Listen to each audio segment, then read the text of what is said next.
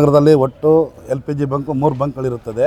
ಆ 3 ಬಂಕ್ಗಳಲ್ಲಿ ಇವತ್ತಿಗೆ ಒಂದು ವಾರ ಆಯಿತು ಗ್ಯಾಸ್ ತರಿಸ್ತಲೇ.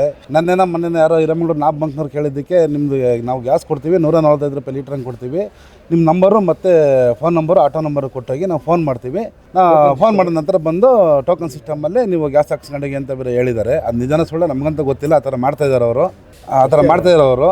ಅದಕ್ಕೆ ಇದನ್ನು ನಾವು ಇವರು ಅಧಿಕಾರಿಗಳಿಗೆ ಎಲ್ಲರಿಗೂ ಹೇಳಿದ್ದೀವಿ, ನಮಗೆ ಗ್ಯಾಸ್ ಇಲ್ಲ, ನಮ್ಮ ಜೀವನ ತುಂಬ ಕಷ್ಟಕರ ಆಗಿದೆ, ಅದು ನಮ್ಗೆ ಸರಿ ಮಾಡಿಕೊಡಿ ಅಂತೇಳಿ ಅಂತ 2 ಸರಿ ಮನವಿ ಕೊಟ್ಟಿದ್ದೀವಿ. ಇವತ್ತು 72 ಗಂಟೆ ಇವತ್ತಿನವರೆಗೂ ಟೈಮ್ ಇತ್ತು ನಮಗೆ. ಇವತ್ತು ನಮಗೆ ನೀವು ಗ್ಯಾಸ್ ತರಿಸ್ಕೊಡ್ದಲ್ಲ ಹೋದರೆ ನಾವು ಸ್ಟ್ರೈಕ್ ಮಾಡ್ತೀವಿ ಅಂತೇಳಿ ಸ್ಟ್ರೈಕ್ ಮಾಡಲ್ಲ. ಆದ್ರೂ ಸೋಮವಾರ ನಾವು ನಾಡ್ದು ಕರೆದ್ಬಿಟ್ಟು ನಾವು ಆಟೋ ಸಂಘ ಪದಾಧಿಕಾರಿಗಳು ಕುತ್ಕೊಂಡು ಒಂದು ಮೀಟಿಂಗ್ ಮಾಡಿ ಮುಂದಿನ ದಿನಗಳಲ್ಲಿ ನಮಗೆ ಇದೇ ಥರ ಸಮಸ್ಯೆ ಆದರೆ ಈ ಸಮಸ್ಯೆ ಬಗೆಹರಿಸ್ಕೊಡೋರ್ಗು ನಾವು ನಿರ್ದಿಷ್ಟ ಕಾಲ ಮುಷ್ಕರ ಮಾಡ್ತೀವಿ ಅಂತೇಳಿ ಅಂತ ಈ ಸಂಘದಲ್ಲಿ ಹೇಳಕ್ಕೆ. LPG ಆಟೋ ಚಿಕ್ಕಮಗಳೂರಲ್ಲಿ 1,500-2 ಸಾವಿರ ಆಟೋ ಇದೆ, 2,500 ಸಾವಿರ ಆಟೋ ಇದೆ ಚಿಕ್ಕಮಗಳೂರಲ್ಲಿ. CNG ಒಂದು 500-600 ಆಟೋ ಇದೆ. ಜಾಸ್ತಿ ಇರೋದು LPGನೇ. ಒಟ್ಟು ಟೋಟಲ್ 4,000 ಆಟೋದಲ್ಲಿ ಒಂದು 3,000 LPG ಆಟೋಗಳೇ ಇದೆ ಅಂತ ಹೇಳ್ತೀನಿ. ಇವತ್ತು ಆಟೋಗಳೆಲ್ಲ ರೋಡಲ್ಲಿ ನಿಂತಿದೆ ಗ್ಯಾಸ್ ಇಲ್ದಲೆ.